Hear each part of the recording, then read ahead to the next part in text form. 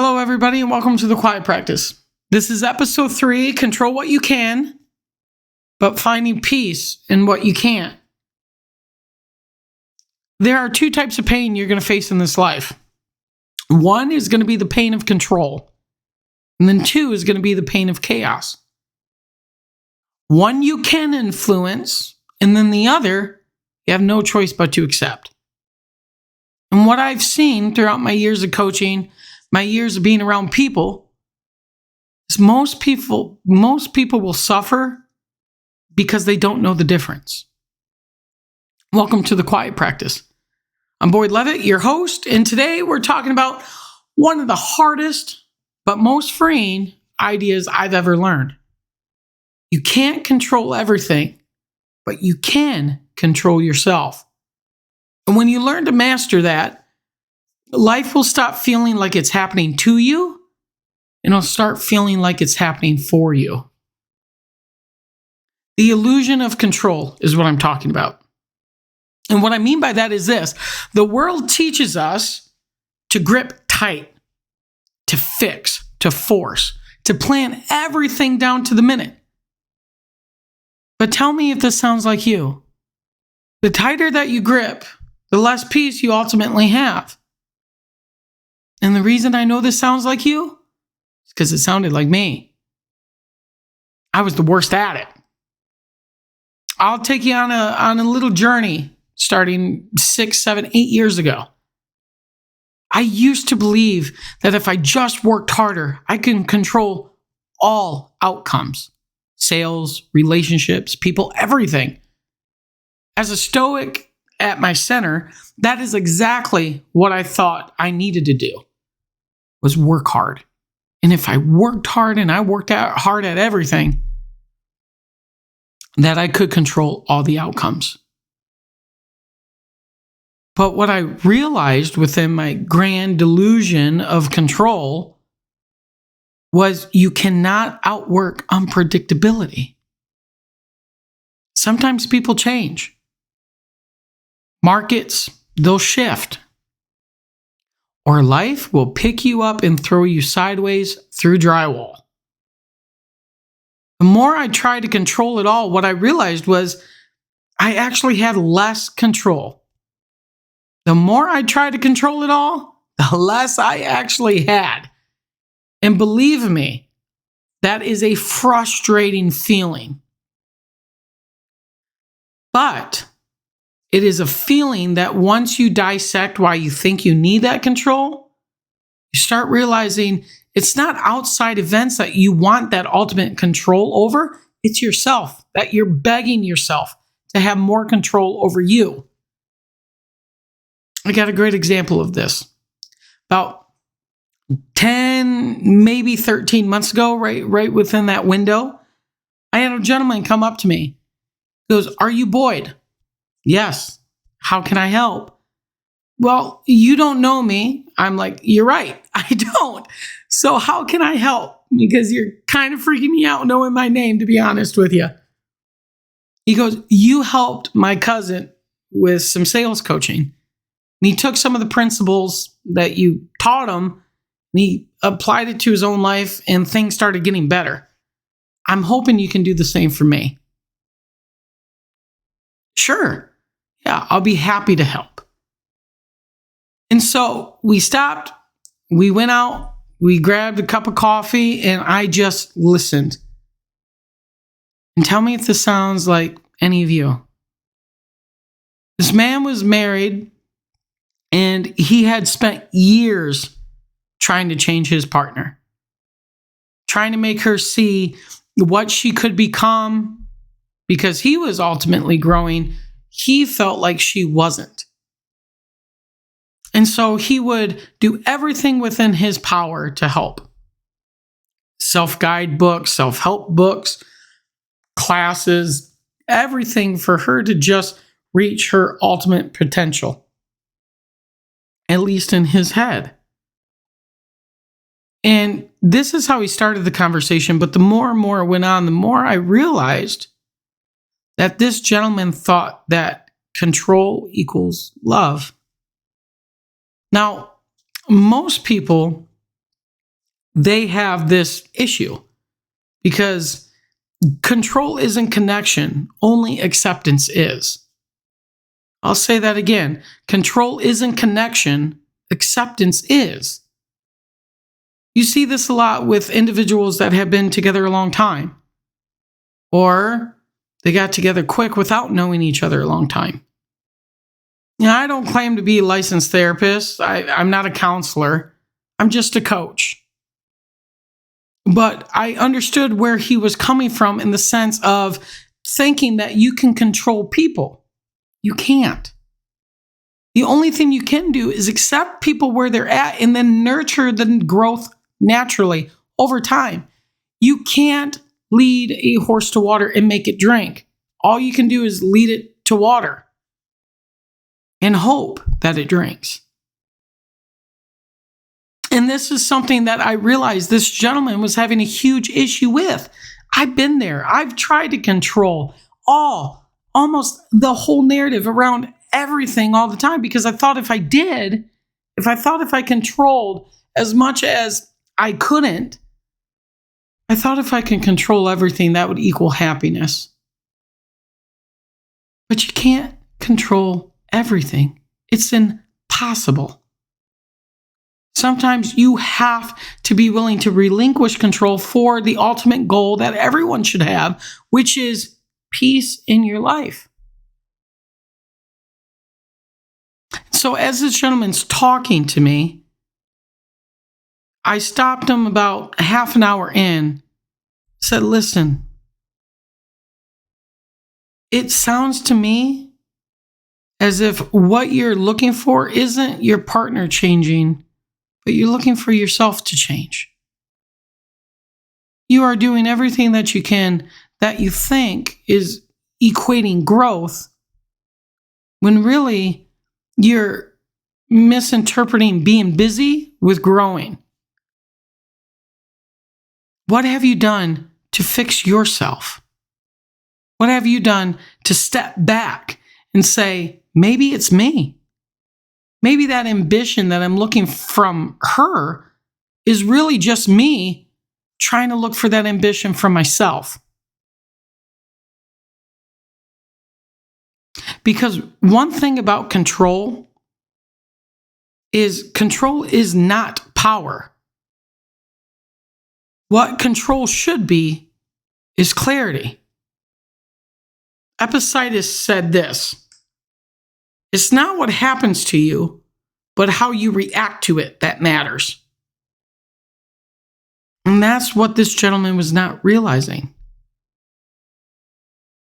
And so after 20 minutes of really hard conversation for this gentleman, he looked at me and he goes, now I see why my cousin said to go to you. He goes, I appreciate you telling me the hard things. Doesn't mean I like it, but it means that you really are just trying to help me. And you see this a lot. People will surround themselves with yes people, people that stunt their growth. You are who you hang out with. And it's one of those things that we will touch on in later episodes. But right now, let's focus on control. So when I sat down with this gentleman, we got done. I said, meet me 2 days. 2 days, meet me here. I'll be here. Let's figure this out together. I have an exercise for you. I just don't have the time right now. 2 days later, we meet up. And I said, I'm going to put you through an exercise that I put my sales guys through. He goes, I trust you. Help me. So I did. And I'm going to ask you guys, if you're in a safe place, if you're listening to this at your desk, or if you're listening to this at home, please pull out a piece of paper and let's do this exercise together. I call it the circle of control. I want you guys on this piece of paper to draw every single thing, to write out every single thing that impacts your day-to-day life. Everything. Gas, car, food, everything. I want you to write everything you possibly can that you observe that day. It could be world events, it could be people, it could be opinions, communication, consistency. It can be whatever you have going on in your life. I want you to write down this list. And as you write down this list, you're going to have 3 colored pencils with you. I want you to take the first colored pencil. You can assign the colors.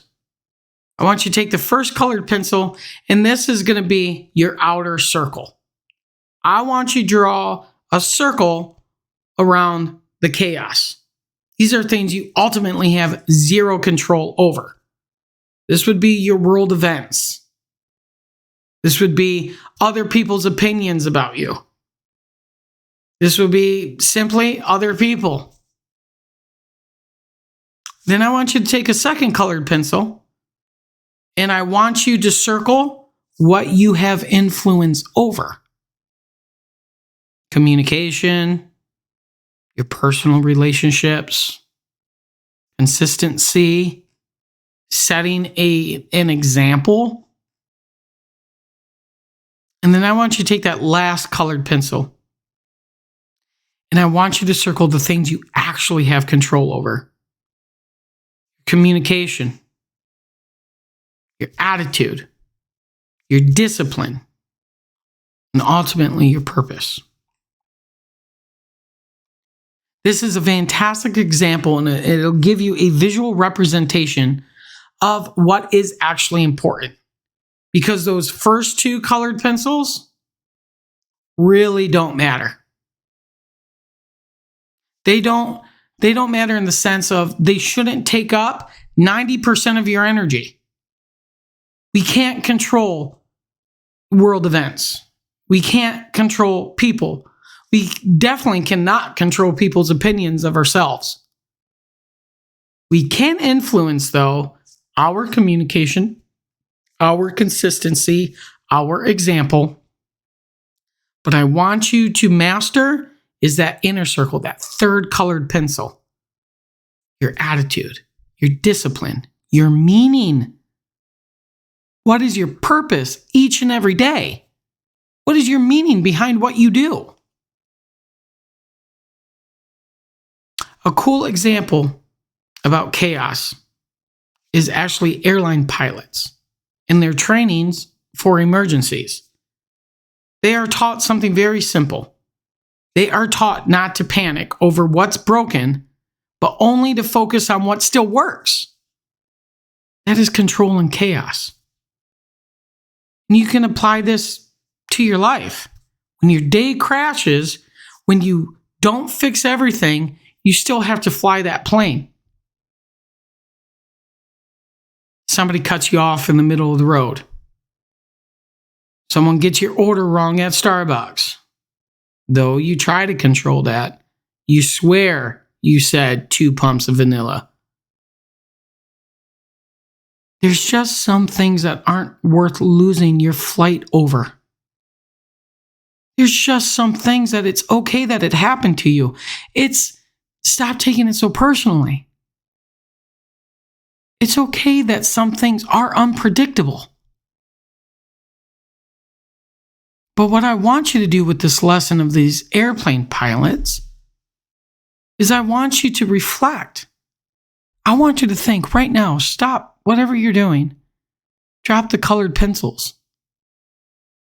What's one thing you've been trying to control that isn't yours to fix? And what's one thing you've been neglecting that is?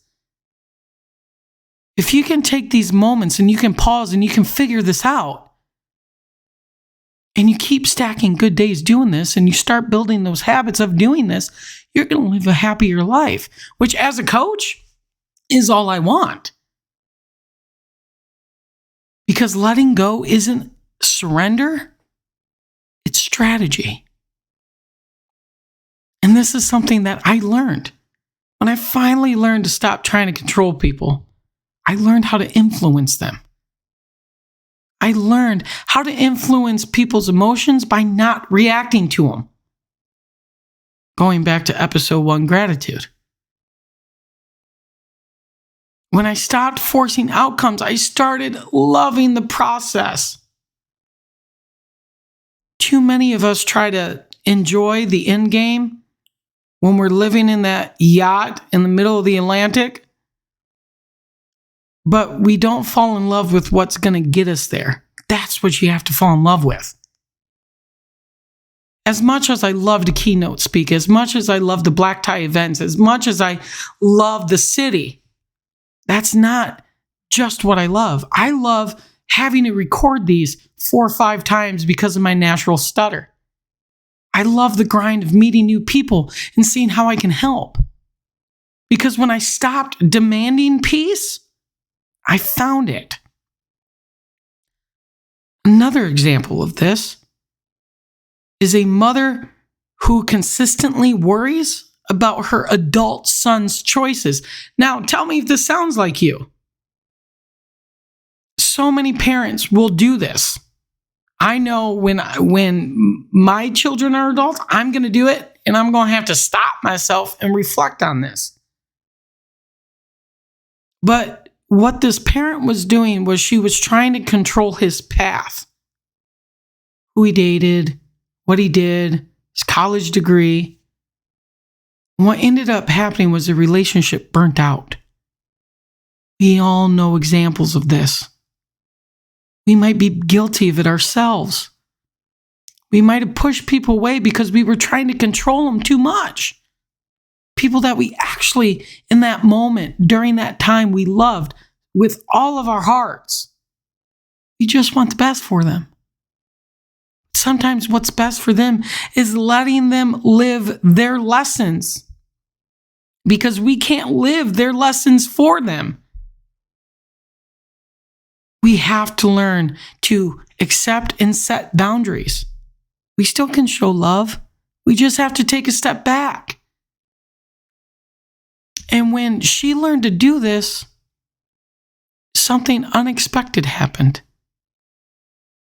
Because she wasn't spending all day worrying about her son in another city when he's an adult, her peace returned. And eventually, so did her son. Because acceptance does not equal apathy. Acceptance equals awareness. It's not whatever happens, happens. It's whatever happens, I'll handle it. You have to learn to build peace through ownership. Because you can't control people, timing, or outcomes. I promise you, you can't. But you can always control your standards. So I want you to focus on these. These are called 3 anchors of control. Number 1, you can grab that colored pencil again. Number 1, your focus. What gets your attention grows. I'll say that again. Your focus, what gets your attention grows. So if you're wasting 90% of your day focused on the uncontrollables, what isn't growing? Controllables. The things that are actually going to get you past that finish line. The things that are actually going to impact your life for the greater good and is going to make you more happy is not getting the attention it deserves because you're focused on things that don't need your attention. So number 1, your focus. The second anchor of control would be your effort. Imagine if I were able to clap my hands and all your effort went into something that made you better, that made your mindset stronger, that made your life better. Would you not want me to clap hard? You would. Because energy creates opportunity. Whatever you put your effort in, whatever that dream is, if you can then put good, solid effort into it, you're not going to have to worry about if it happens. You're just going to sit there and you're going to grind. You're going to love the process, and then eventually it will. Because energy creates opportunity. The third anchor of control is your meaning, your intention. You decide what things matter. You decide what things mean. If you can focus on your meaning, if you can focus on your intention, if you can focus on why things matter and why they deserve your effort, it's going to help you focus. It's going to help you put effort to where effort deserves. An example of this would be a mental health example. A veteran learns mindfulness to handle anxiety. He can't stop the intrusive thoughts, but he learns to label them as just thoughts. In that space between emotion and response, that's freedom. See this big time with people with PTSD. You see this big time with people like myself with horrible anxiety disorders. But if you learn to just label them just as thoughts, you get to live. You get to live with more freedom from them. Sometimes having to self-reflect and dissect yourself down to ego is so important to do. Because between stimulus and response, there is a space. In that space lies our power and our growth. Viktor Frankl. I had to learn to pause, not to react. Because sometimes control isn't movement, it's restraint. So I want to go over these daily practices. One, we're going to call that the 90-second rule. When emotion hits, I want you to breathe. I want you to wait 90 seconds before responding. Let chemistry fade. Act from clarity, not cortisol. I want you to do the 2-column practice. I want you to write a list daily. 1 column in my control, the other column out of my control. I want you to only focus your energy on the first column. 3 would be the 5-minute audit. Each night, did I spend my day fighting the world or improving myself? I'll repeat that. Very important line right here for you guys to observe. Each night, did I spend my day fighting the world or did I spend it improving myself? And these are the questions that you're asking yourself, so you have to be brutally honest in your responses. No one's reading this journal. Only you know what you did. Don't worry about what other people think. Don't worry about what you can't control. It's not about being perfect. It's about getting it started. And then, and only then, will you be able to control the outcomes, because control doesn't make life perfect. Control makes it peaceful.